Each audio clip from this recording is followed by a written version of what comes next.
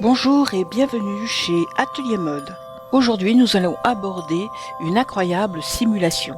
C'est la suite de la chemise et donc là, je me suis mis en vitesse accélérée pour arranger un peu mes manches qui étaient mal agencées. Dans cette vidéo, je vais aborder avec vous comment créer des boutons, comment positionner correctement justement tout ça, faire le poignet et enfin finaliser la chemise par une incroyable simulation.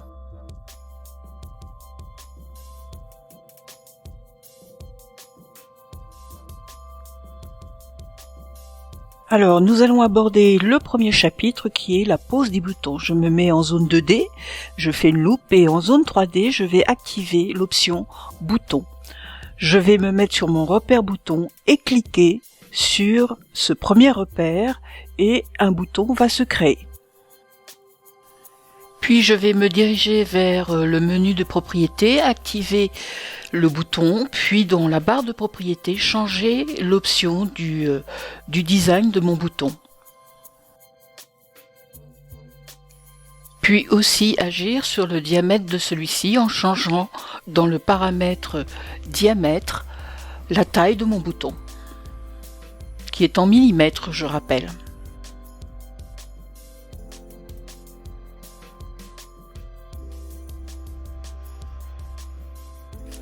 Je resélectionne l'outil bouton, puis je vais créer le reste de mes boutons sur mon milieu devant.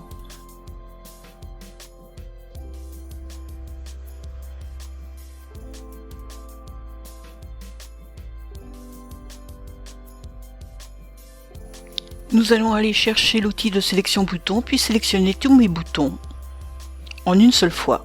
En faisant un clic droit sur la souris, je vais dupliquer tous mes boutons en boutonnière et dans le menu propriété, donner une orientation à mes boutonnières pour qu'elles s'alignent sur mon milieu devant. Puis je vais sélectionner le menu boutonnière, sélectionner ma boutonnière et dans le menu propriété, changer le design de celle-ci et donner une mesure. Et donner une longueur de boutonnière, largeur, 16 mm pour un passage de bouton de 14. Je suis toujours avec l'outil de sélection et dans ma fenêtre 3D, je vais demander attacher bouton. Pour pouvoir attacher mon bouton, je vais donc le sélectionner, une flèche va apparaître et va s'accrocher au repère boutonnière qui se trouve pile au milieu.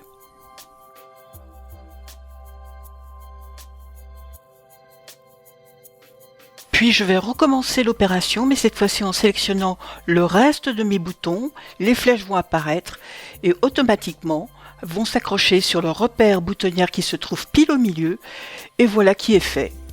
Mes boutonnières sont attachées avec mes boutons. Donc maintenant dans la partie 3D, vous allez voir des petits cadenas à côté de vos boutons, cela signifie qu'ils sont assemblés, ils sont cousus ensemble. Donc nous allons passer dans le menu 2D pour faire une modification de longueur de pli sur ma manche.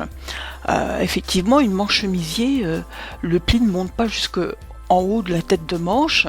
Et donc je vais manuellement aller chercher l'outil de modification, prendre mon point et descendre ce point jusqu'à la hauteur de mon repère. Je peux aussi le faire de manière plus précise. En cliquant sur la touche droite de la souris, je peux donner une mesure. Ce que je vais faire pour vous montrer. Donc je clique mon point, je fais le clic droit de la souris et je donne par la suite une longueur. Mais bon, là c'était pour vous montrer, je mets 12 cm et je m'aperçois en fait que c'est trop long encore, donc je vais quand même descendre mon point à mon repère. Voilà.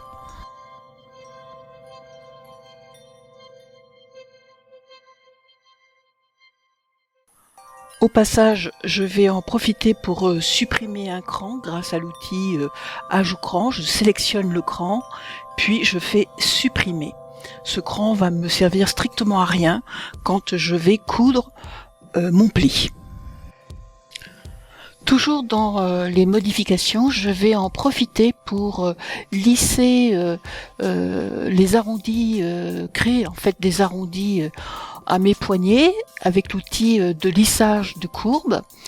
Et comme vous le voyez, c'est très simple à faire.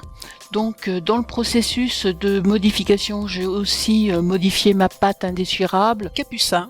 Je suis toujours avec l'outil de lissage et je vais arrondir un peu le haut de mon corsage pour que ça soit que ça fasse en tout cas un décolleté plus harmonieux, et comme je suis en symétrie, ça va le faire en symétrie. Je fais exactement la même chose pour le bas, pour avoir un bas aussi un peu plus harmonieux. Je continue dans les modifications, donc je vais modifier le haut de ma parmenture. Voilà, je fais ma modification. Et là, je viens de m'apercevoir que je me suis trompée. Alors, il y a quelque chose d'assez génial qui s'appelle l'historique. Vous savez, comme il y a dans Photoshop. Et donc, il suffit de partir du bas et de remonter les étapes que vous avez fait pour revenir à ce qui était auparavant. Donc là, je suis remontée trop loin.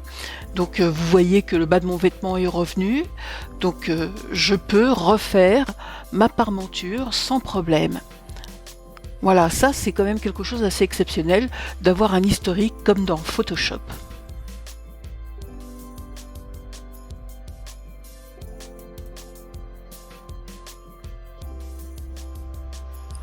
Alors maintenant que toutes les retouches sont faites, je vais quand même aller en zone 3D pour faire une prévisualisation de ma simulation de vêtements, voir si tout est correctement positionné et surtout si mes manches tombent bien, mon col, si tout est bien assemblé. Alors ça va toujours prendre un petit peu de temps, hein. Mon ordinateur n'est pas un foudre de guerre, comme on dit chez moi. La première visualisation de ce que je vois m'a l'air d'être pas mal du tout. Maintenant, ça pourrait sans doute être encore amélioré. C'est une évidence. Je vais, je pense, activer le mode amélioré pour regarder comment cela se passe. Voilà, écoutez, je suis plutôt contente de moi pour un premier essai. C'est la première fois que je fais une simulation de chemise en 3D. Franchement, c'est fantastique, hein. J'avais raison, c'est incroyable. C'est incroyable ce qu'on arrive à faire avec ce logiciel. Donc, franchement, j'en suis satisfaite. Du logiciel, bien sûr.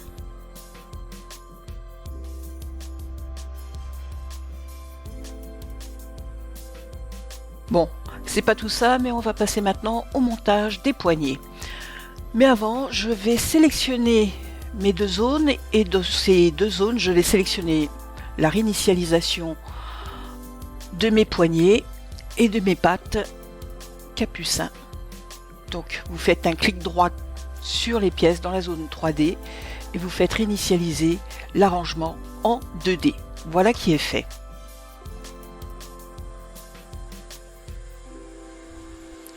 Et on va passer après par la suite à l'arrangement de mes poignets et de ma patte sur le bas de manche. Donc comme pour le reste, je vais sélectionner mes points d'arrangement et cliquer sur les points qui permettent de mettre en volume 3D mon poignet, ma patte, enfin bref, vous connaissez. Je vais passer en accéléré et je vous reprends tout de suite après.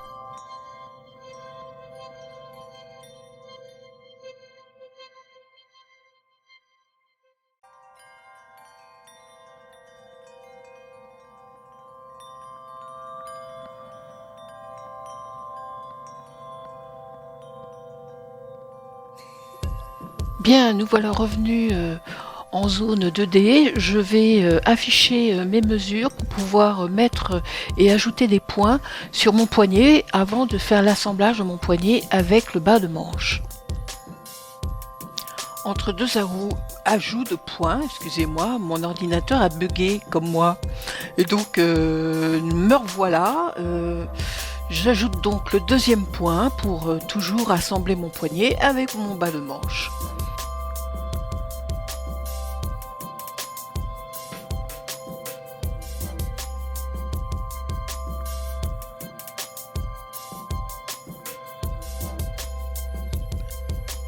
Nous allons aussi mettre en forme notre pli de bas de manche en supprimant cette ligne en diagonale et en ajoutant en ligne interne les lignes de fond de pli et d'arrivée de pliure.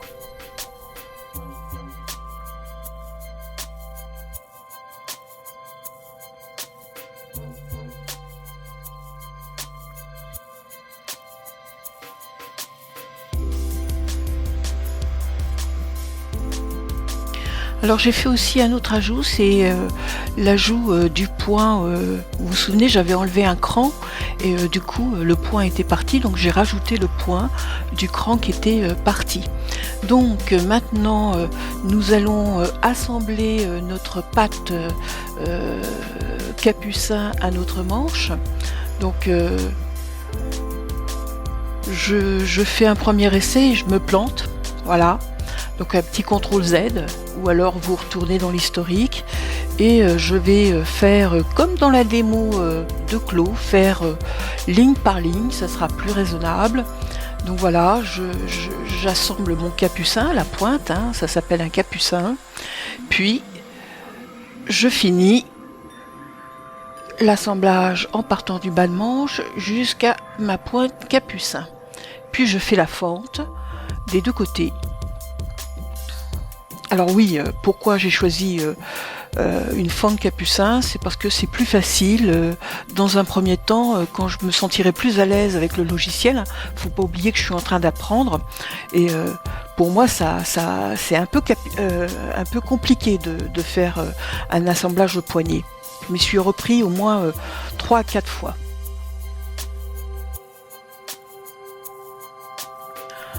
Donc je vais assembler d'abord le bord du poignet avec la fente, puis je vais aussi assembler la couture de côté avec le côté boutonnière de mon poignet. Voilà.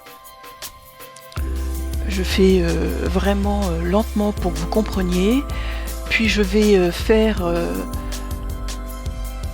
je change d'outil. Concrètement pour pouvoir assembler le restant de mon poignet, je prends l'assemblage de couture libre, puis par la suite je vais maintenant assembler le pli. Alors c'est là que j'ai mis beaucoup de temps à comprendre pourquoi mon pli se pliait et restait dehors et ne se pliait pas, ne se couchait pas vers ma fente. C'est parce que je n'avais pas compris.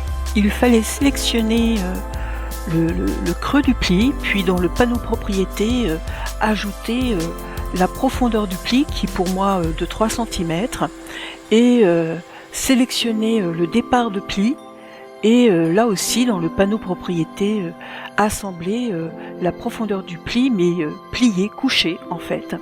Et donc c'était de 15 mm pour moi. Donc voilà. Une fois ceci compris, il a fallu que je refasse une simulation. Donc on va y aller, on va simuler.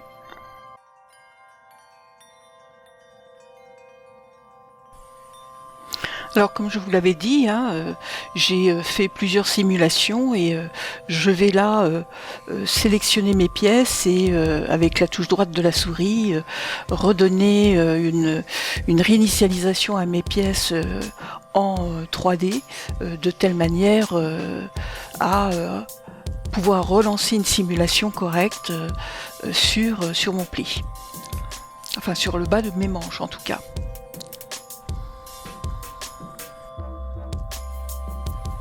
Donc je vais passer un peu en accéléré, histoire que vous voyez correctement la visualisation, la simulation de ma chemise se faire normalement, parce que j'ai, comme vous le savez, des problèmes d'ordinateur à l'heure actuelle.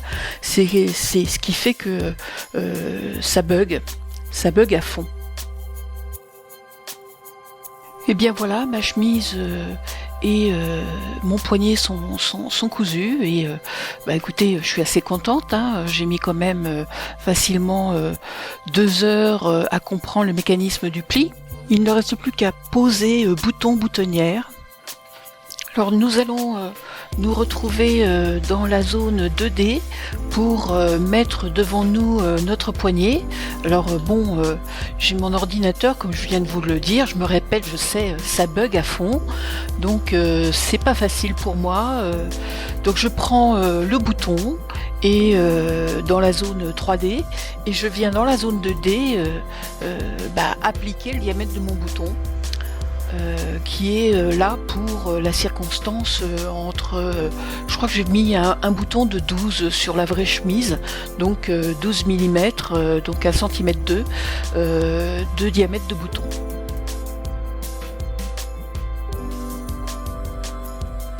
Alors comme je l'ai fait un peu plus haut dans la vidéo, je sélectionne mon bouton et je vais appliquer les paramètres de diamètre et de style de bouton.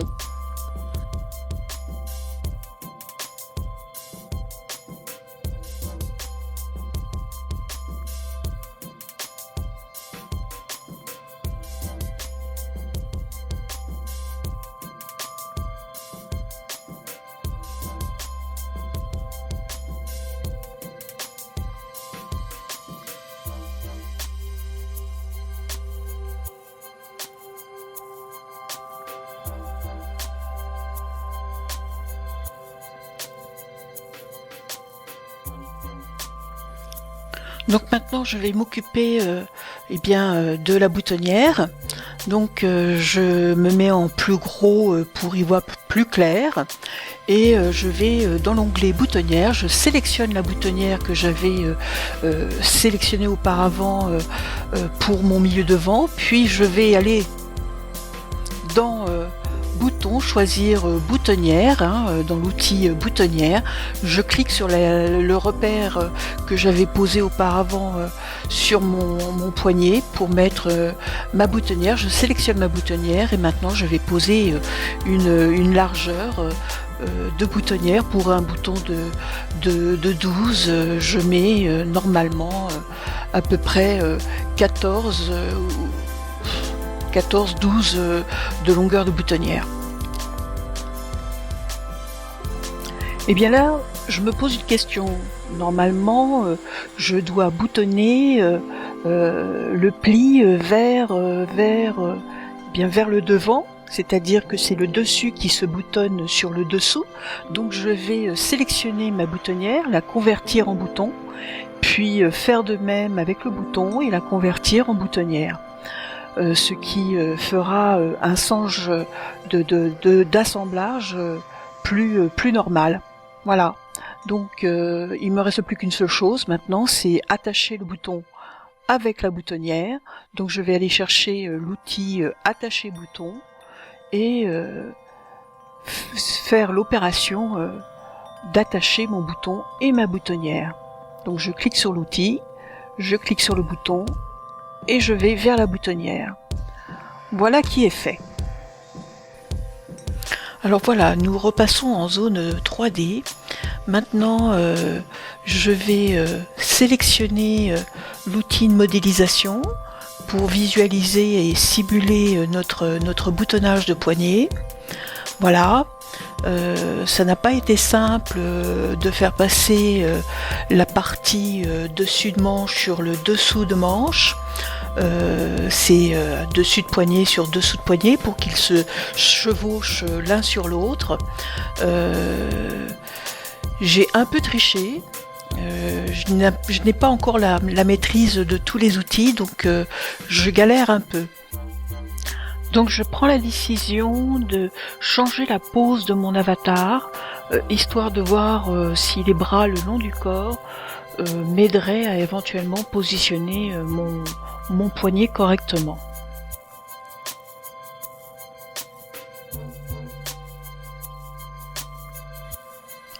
Donc voilà, mon avatar a les bras le long du corps. Donc maintenant je vais me remettre en simulation, histoire de positionner correctement mon poignet autour de mon bras, tout simplement. Donc je vais m'aider pour ça des épingles. Donc je vais aller dans la fonction épingle et épingler le bas de mon poignet pour le stabiliser et faire passer la partie boutonnière sur le dessus de mon bouton, de mon poignet. Donc voilà, vous voyez qu'en épinglant carrément sur le corps le poignet, cela va un petit peu mieux. Là, je prends la décision d'arrêter la simulation et je vais passer après en menu 2D pour assembler et surtout je vais fixer là, vous le voyez, carrément les épingles au mannequin pour passer correctement mon poignet au-dessus de mon bouton. Voilà, donc là maintenant je suis sûre que c'est bon, je repasse en zone 2D et maintenant je vais attacher effectivement mon bouton et ma boutonnière ensemble. Alors, je me trompe de côté, donc voilà, maintenant j'ai mon cadenas et je lance la simulation pour attacher mon poignet correctement. Voilà. Donc ça m'a pris un petit peu de temps avant d'utiliser correctement les épingles. J'avais vu faire ça dans une vidéo, mais ça se faisait tellement vite que j'avais pas bien regardé. Donc je me suis entraînée pour pouvoir vous faire la démonstration. Donc après, il suffit d'enlever les épingles et tout va mieux. Donc voilà. Mes poignets sont attachés. Bon là j'ai un petit problème de collision, je pense.